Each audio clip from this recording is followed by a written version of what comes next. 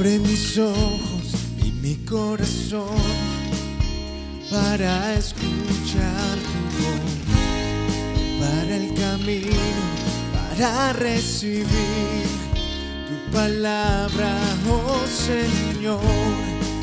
Guíame a ti para vivir por tu palabra. Hola mis hermanos, hoy continuamos viendo estos segmentos de la primera aparición de Cristo a sus discípulos. En el mensaje anterior nosotros hablamos sobre la paz que Cristo logró mediante su muerte y resurrección, pagando entonces el precio por mi pecado en la cruz para yo poder ahora tener paz con Dios, pasando de ser enemigo de Dios ahora siendo amigo de Dios. También vimos cómo será nuestro cuerpo glorificado cuando nosotros resucitemos en gloria.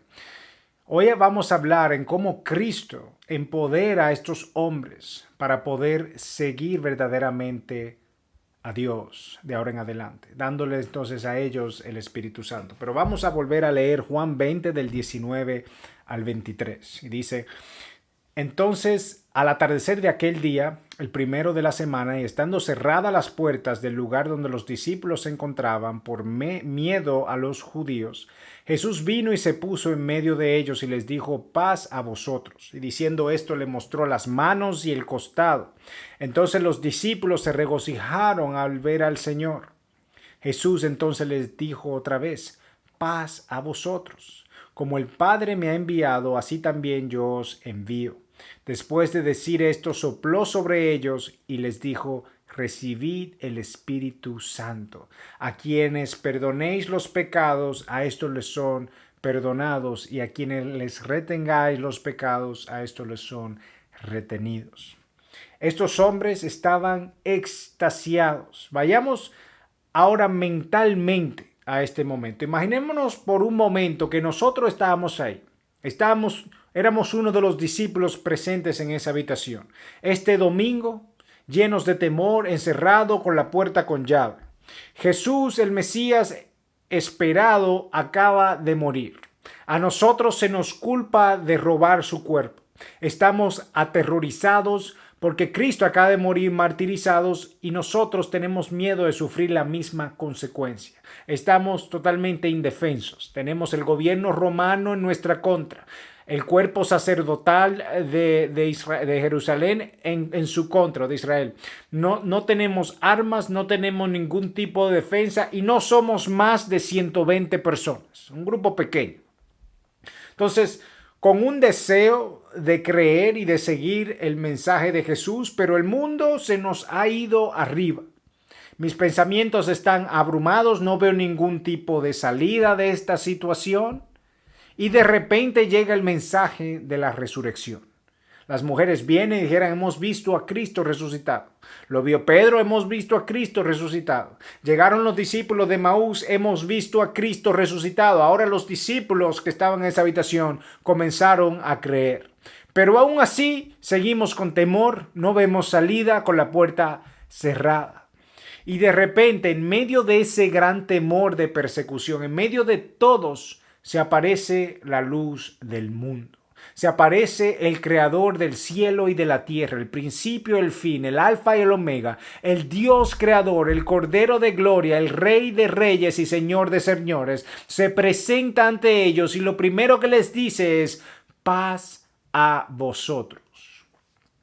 O sea, ya no hay nada que temer. Yo los entiendo. Yo estoy aquí para quitarles ese miedo, para mostrarles mis manos, mis pies de mi martirio, para que vean que yo tengo el control sobre la vida y la muerte. Vengan, tóquenme, dijo Jesús, denme de comer. Estos hombres estaban llenos de temor, de dudas. Su fe comenzó otra vez ahora a levantarse. Comenzaron a tener esperanza. Y Cristo se está preparando para enviar a estos hombres que son infieles, incrédulos y llenos de miedo para hacer una tarea que requería una suprema fidelidad, fe y que la confianza en Dios fuera más grande que el temor que ellos tenían. Estos hombres con sus fuerzas habían ido habían una y otra vez fallado a Cristo. Estos hombres con su inteligencia habían una y otra vez ido en contra de las enseñanzas de Jesús, hasta el punto que Cristo reprende a Pedro diciéndole: apártate de mí, Satanás. Estos hombres fácilmente desviables, manipulables, corrompibles, ellos iban a necesitar de un apoyo continuo y sobrenatural, de una fuerza y una valentía que ellos no tenían. Hacer esta obra que Cristo le iba a mandar en sus propias fuerzas era algo imposible. Ellos necesitaban de alguien que hace lo imposible posible. Y este es el Espíritu Santo. Vamos a conocer un poco hoy sobre el Espíritu de Dios. Juan 20:22. Vamos a leer esto otra vez. Y dice: después de decir esto, sopló sobre ellos y les dijo: recibid el Espíritu Santo. Nosotros nos encontramos aquí ahora entonces con el Espíritu de Dios. Muchas veces se refiere a Él como la tercera persona de la Trinidad, a Cristo la segunda, a Dios Padre la primera persona de la Trinidad, en teología, para poder distinguir uno del otro. Pero personalmente creo que poner al Espíritu Santo en tercer lugar, en segundo lugar a Jesús, en primer lugar a Dios, eso en la mente de muchas personas puede causar que el Espíritu Santo se vea como algo inferior a lo que realmente Él es. Siento como que le quita la importancia suprema que tiene al lado de Dios y al lado de Dios, de Cristo. Podría interpretarse como que no tiene el mismo valor. Pero cuando pensemos en la Trinidad, pensemos en Dios Padre, Hijo y Espíritu Santo. Ellos son Dios, juntos son Dios, ellos son uno.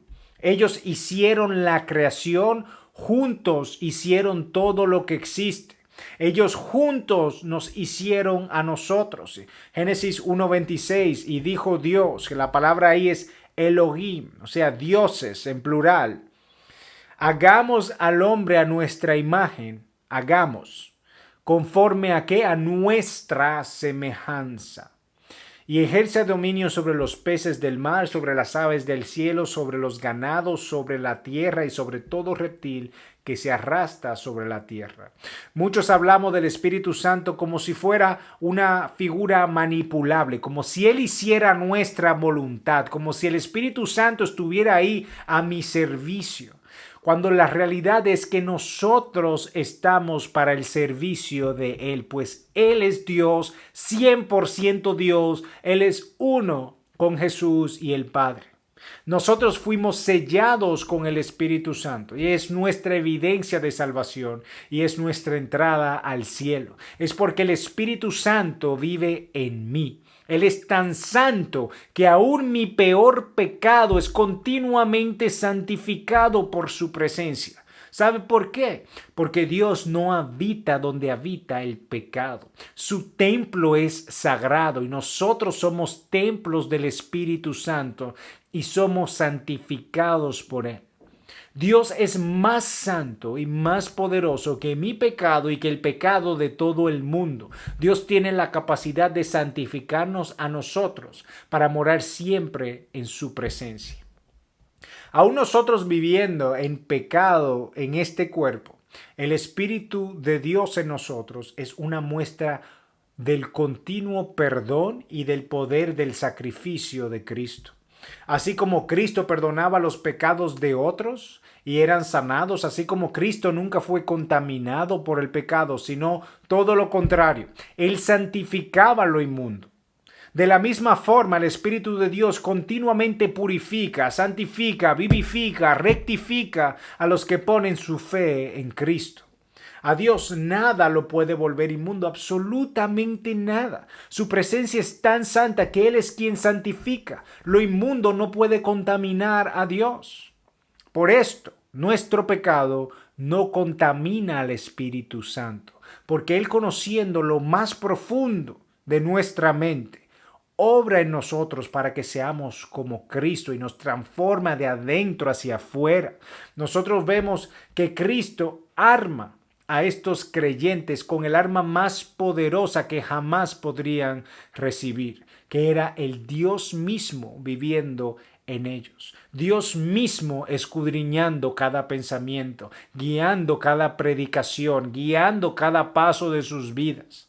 Fue quien guió de principio a fin este libro que nosotros ahora mismo estamos estudiando, escrito por estos hombres inspirados por el Espíritu de Dios. El Espíritu de Dios conoce hasta lo más profundo pensamiento de Dios Padre y de Cristo. 1 Corintios 2:10 dice, pero Dios nos la reveló por medio del Espíritu, porque el Espíritu todo lo escudriña, aún las profundidades de Dios.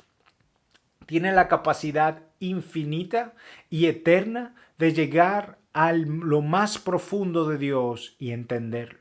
Entonces, la razón por la que el Espíritu Santo puede llevar a cabo la perfección, su manifestación en nosotros, es porque es Dios mismo.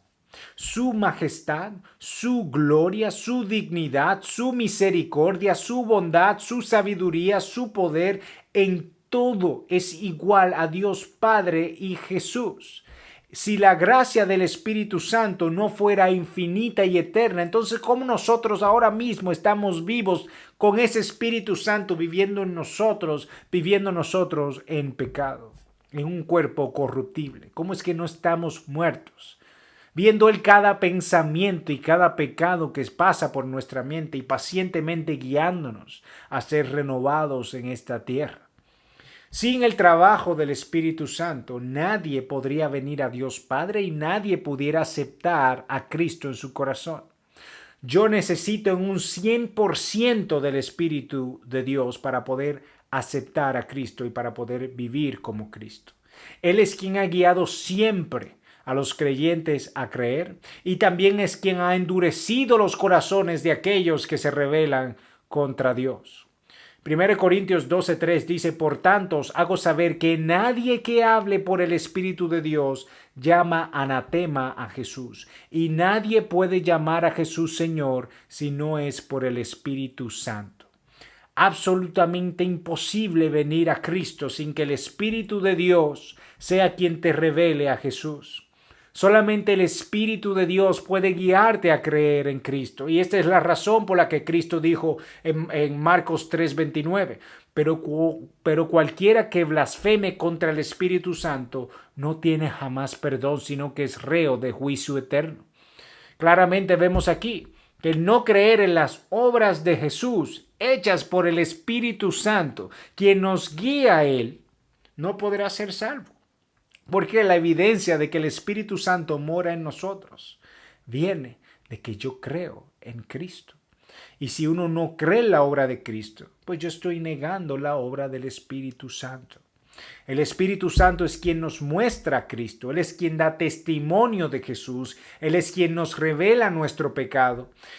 Nuestra necesidad también de arrepentimiento, de salvación, de Jesús como el Hijo de Dios, de creer en Jesús como el Hijo de Dios. Él es quien nos abre nuestros ojos para oír y también para entender la palabra de Dios.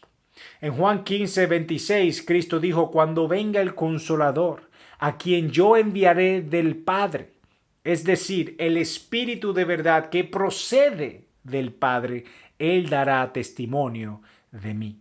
Entonces, cuando yo creo en la palabra de Dios, es porque he creído el testimonio que el Espíritu Santo, quien ha inspirado la palabra, y podemos decir que es el autor de la palabra de Dios. Nosotros lo vemos actuando al Espíritu de Dios en el Antiguo Testamento. Lo vemos, por ejemplo, en Éxodo 31:2, actuando en Bezalel. Él fue uno de los constructores del tabernáculo de Moisés, que fue llenado por el Espíritu de Dios para trabajar en la construcción del templo. Nosotros vemos también actuando en los enemigos de Dios, para que hagan la voluntad de Dios. Lo vemos en Saúl en 1 Samuel 19:23, que aún persiguiendo a David para matarlo, él profetizó en nombre de Dios y el Espíritu de Dios vino sobre él. También el falso profeta Balaam, el que habló con la burra, que se vendió para profetizar en contra de Israel, Pero el Espíritu de Dios vino sobre él y no pudo hablar maldición contra el pueblo de Dios. Números 24:2. Lo vemos en Génesis como parte del equipo arquitectónico de la creación en Génesis 1:2. Entonces el Espíritu de Dios había sido prometido también que iba a ser derramado sobre la tierra, que él iba a llenar los corazones de forma masiva a través del mundo. En Joel 2:28 dice, y sucederá que después de esto derramaré mi espíritu sobre toda carne, y vuestros hijos y vuestras hijas profetizarán, y vuestros ancianos soñarán sueños, y vuestros jóvenes verán visiones. Jesús entregó también nuestro cuidado al Espíritu Santo hasta su segunda venida. Esto quiere decir que Cristo reconocía al Espíritu de Dios que fuera tan poderoso que ni siquiera una de sus ovejas se iba a perder, que su novia, que su iglesia se iba a perder, que Él tiene el poder de guardar perfectamente a aquellos por los cuales Cristo murió. En Juan 16:7 dice, pero yo os digo la verdad, os conviene que yo me vaya, hablando Jesús, porque si no me voy, el Consolador no vendrá a vosotros. Pero si me voy, os lo enviaré. Y cuando Él venga, convencerá al mundo de pecado, de justicia y de juicio. De pecado porque no creen en mí. De justicia porque yo voy al Padre y no me veréis más. Y de juicio porque el príncipe de este mundo ha sido juzgado. Este es el propósito del Espíritu de Dios. Convencer al mundo de pecado, de juicio y de justicia. Es decir, que sin el Espíritu de Dios yo no puedo reconocer mi pecado y no puedo ver mis faltas ante Dios, y si esto no ocurre, entonces yo no voy a creer en Jesús. Y si no creo en Jesús, no voy a ser justificado por el sacrificio de Jesús. Y tampoco voy a creer en el juicio venidero en el cual Dios va a juzgar a todo el mundo. En Juan 20:22 dice, después de decir esto, sopló sobre ellos y les dijo, recibid el Espíritu Santo. Ellos no recibieron el Espíritu Santo en el Pentecostés. Ellos lo recibieron aquí. Finalmente fueron sellados con el Espíritu de Dios. Y así como Dios cuando creó a Adán y a Eva, estaba muerto Adán cuando Dios forma a Adán y sopla sobre Adán el aliento de vida y fue Adán un ser viviente. Ahora nosotros vemos a estos hombres muertos espiritualmente, en un cuerpo corrupto, que iban a recibir el Espíritu de vida, el Espíritu que le iba a abrir los ojos y que iba a dar otra vez vida en Dios, el Espíritu Santo. Estos hombres pasaron de muerte a vida por el sello que les dio entrada al cielo. Que Dios les bendiga y que no despreciemos el Espíritu que Dios nos ha dado, sino que vivamos cada momento buscando, escudriñando y viviendo para la gloria de Dios y conociéndole a Él a través de su palabra. Ese Espíritu de Dios que mora en ti, que mora en mí, si he creído en Él, Él me guiará a toda verdad, si lo busco con un corazón humillado delante de la presencia de Dios, reconociendo que Él es el único que puede salvarme a mí de mis pecados. Que Dios le bendiga, hermanos, y que podamos juntos continuar aprendiendo de su palabra.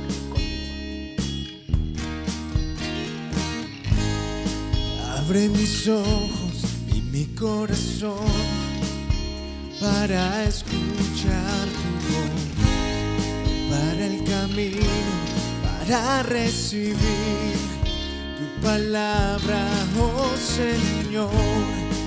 Guíame a ti para vivir por tu palabra.